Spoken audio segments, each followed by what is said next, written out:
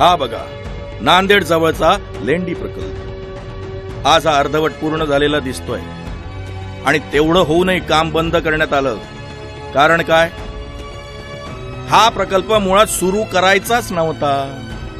त्याला केंद्रीय पर्यावरण विभागाची अद्याप मान्यताच नाही. तरीही काम सुरू करण्यात आलं होतं.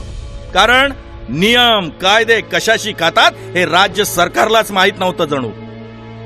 हे एकटंच नाही, असे आणखीही प्रकल्प आहेत.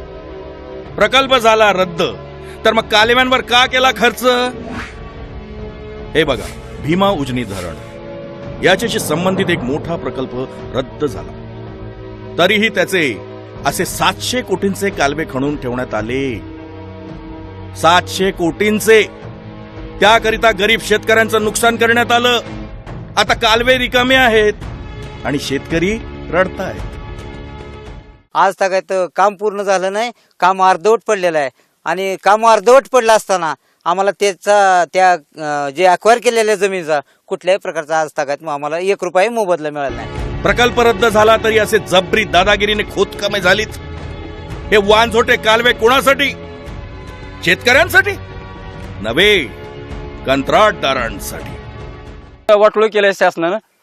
त्यासाठी आम्हाला आमचं जे काय असेल ते आम्हाला मोबदला द्यावा आणि पाणी बी द्यावं. ऐकलत? आजही या शेतकऱ्यांना वेडी आशा आहे मोबदल्यांची आणि पाण्याची. मुळात प्रकल्पच रद्द झाला, फसवणूक करण्यात आली हे त्यांना अजून ठाऊकच नाही.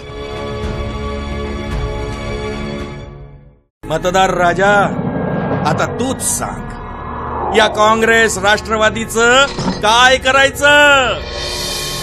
उज्ज्वल महाराष्ट्राचं चिंतन, म्हणूनच परिवर्तन.